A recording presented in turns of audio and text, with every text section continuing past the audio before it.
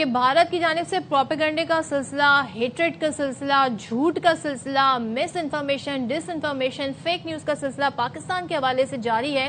لیکن ایک section of media Bharat کا ایسا ہے جہاں سے ہم کچھ سین وائسز سنتے ہیں، اور وہ پاکستان کی اس ڈپلومیسی کی، پاکستان نے جو کردار ادا کیا ہے اس کی بہت تعریف کر رہا ہے. لیکن فیلڈ مارشل سید عاصم منیر کافی زیادہ زیر بحث ہیں انڈین چینلز پر، اور ان کا جادو اگر میں کہوں کہ بھارت میں سر چڑھ کر بول رہا ہے تو یہ غلط نہ ہوگا.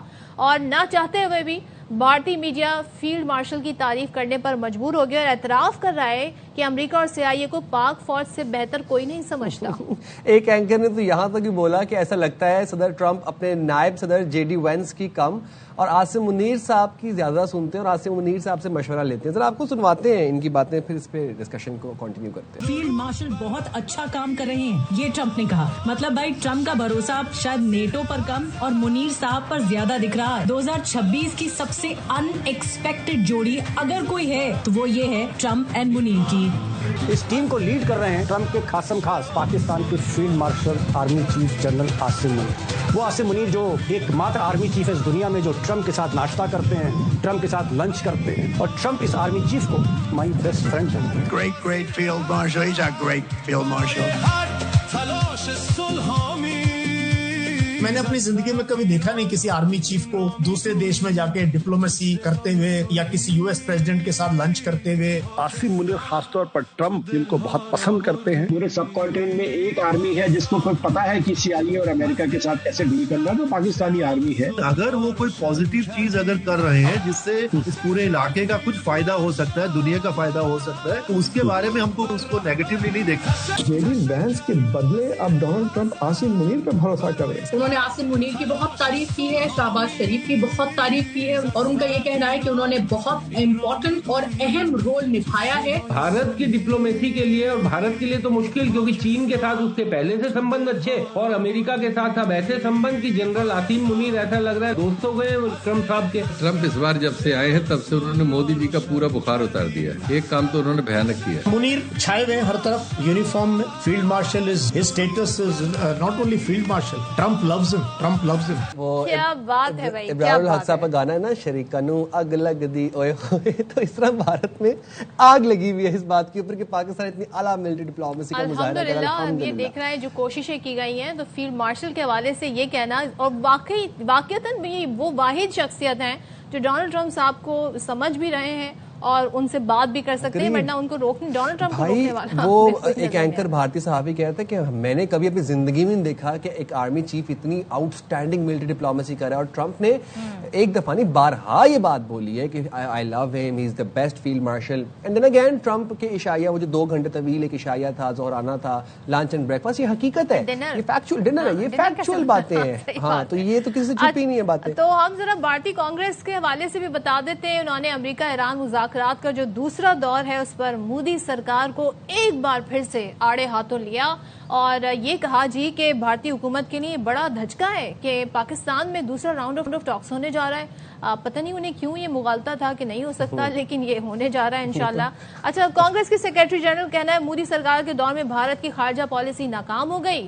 وزیر اعظم مودی پاکستان کو عالمی سطح پر تنہا کرنے میں ناکام رہے، بلکہ میں تو یہ کہوں گی کہ وہ خود تنہا ہو گئے. اچھا، آگے وہ کہتے ہیں اس کے برعکس پاکستان کو نئی شناخت اور حیثیت مل گئی ہے. بات تو صحیح ہے. اچھا جی، جے رام رمیش نے مزید یہ کہا کہ فیلڈ مارشل سید عاصم منیر امریکی صدر ٹرمپ کے پسندیدہ شخصیت بن گئے ہیں. یہ مودی کی خارجہ پالیسی کے لیے بہت بڑا دھچکا ہے. بھارت کو سفارتی حکمت عملی مکمل بدلنے کی ضرورت ہے. اسی حوالے سے پھر بات بھی کر لیں گے. ہمارے ساتھ موجود ہیں سابق سیکرٹری خارجہ اعزاز چودھری صاحب. اعزاز چودھری صاحب، کہ بھارت اس وقت بہت ریلیونٹ ہے، اور وہ بھارت جس میں مودی نے جا کے خود اسرائیل میں کہا تھا کہ اسرائیل ہمارا فادر لینڈ ہے اور ہم مدر لینڈ ہے، مطلب اس طرح کے بیانات مودی کے ہی ہیں، یہ تو سب کے سامنے ہے.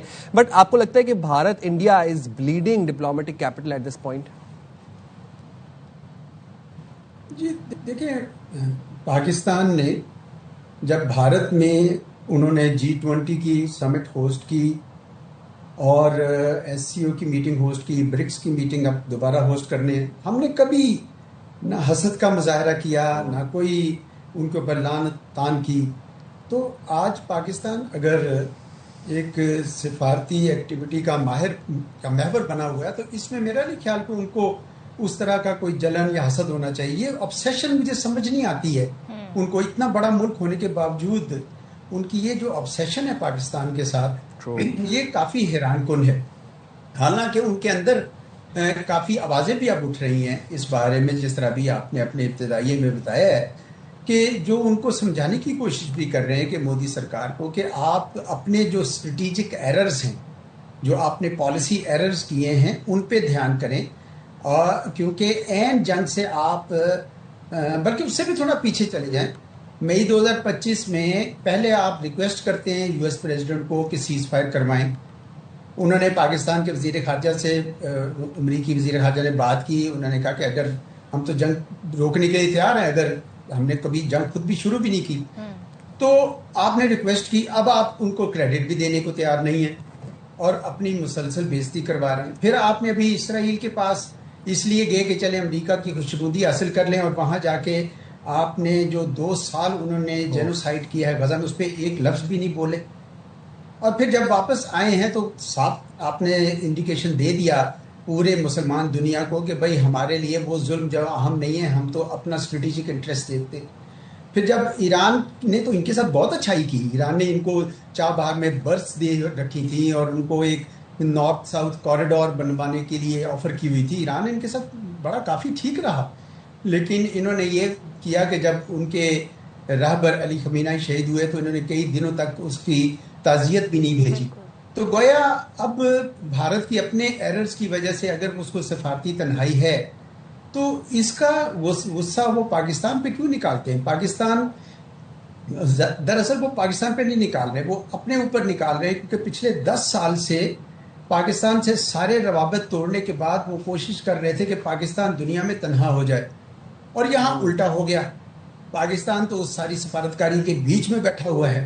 तो इस वजह से मेरे ख्याल में एक फ्रस्ट्रेशन है, और इसीलिए उनके एक्सटर्नल अफेयर्स मिनिस्टर ने वो दलाली का लफ्ज़ भी इस्तेमाल इसीलिए किया क्योंकि वो उनकी फ्रस्ट्रेशन जाहिर कर रहा था. वरना अमन कराना और अमन करना और उसकी कोशिश करना तो बड़ा एक मुकद्दस काम है. तो मैं समझता हूँ कि भारत के लिए लम्हा फिक्रिया है कि उनको थोड़ी सोच विचार इस पर करनी चाहिए कि हम जो रवैया अभी तक हमने सिर्फ पाकिस्तान नहीं अपने सारे हमसायों के साथ रवा रखा है, और उसकी वजह से जो ग्लोबल प्रोफाइल का वो सोच रहे हैं, वो उनको ग्लोबल प्रोफाइल नहीं मिल सकता जब तक वो खित्ते के अंदर अपनी धौंस की सियासत बंद नहीं करते हैं.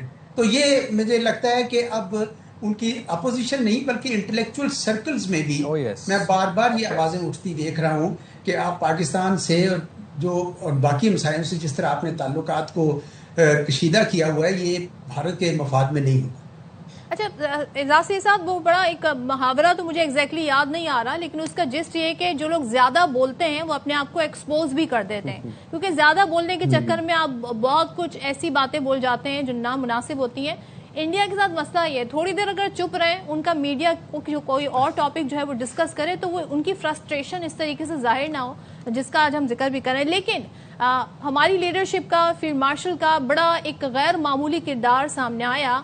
लेकिन ये नहीं भूलना चाहिए कि ये किरदार जो है ये तभी हमें नजर आ गया था जब बुनियानु मरसूस मार्का हक हुआ, और थोड़ा क्रेडिट हमें फिर मोदी सरकार को भी देना चाहिए. ना वो ये मिस एडवेंचर करते, ना वो पाकिस्तान पर हमला करते, ना उन्हें इस सुक्की का सामना करना पड़ता, और वहां से लेके जो ये सफर अल्हम्दुलिल्लाह शुरू हुआ है तो हम देख रहे हैं ये आगे ही बढ़ता जा रहा है. तो ये जो लास्ट ईयर जो एपिसोड हुआ था, अभी तो वो जख्म भी नहीं भरे कि फिर इनके जख्म ताज़ा हो गए. ज़रा इस पर तबसरा कीजिएगा कि पाकिस्तान की जो मुसलसल एफर्ट्स हैं पीस के लिए, और जब हम पे जारियत की गई तो हमने जवाब भी दिया, तो ये जो हमारा एक ताकत इस खत्ते में जो ताकत का तवाज़ुन है वो बड़ा डिफरेंट हो गया है. जी देखिए, पाकिस्तान यकीनन इस खत्ते में इस्तेहकाम का आंसर बन रहा है, नेट स्टेबिलिटी प्रोवाइडर बन रहा है. आपने दुरुस्त कहा, अगले महीने उसको 1 साल हो जाएंगे जो भारत ने हम पे हमला किया, लेकिन उससे जो ज़्यादा इम्पोर्टेंट था वो ये था कि उससे 1 महीना पहले, यानी 1 साल पहले अप्रैल में पहलगाम में एक दहशतगर्दी का वाक़या होता है जिसका वो हस्बे मामूल झट से पाकिस्तान पे इल्ज़ाम लगाते हैं.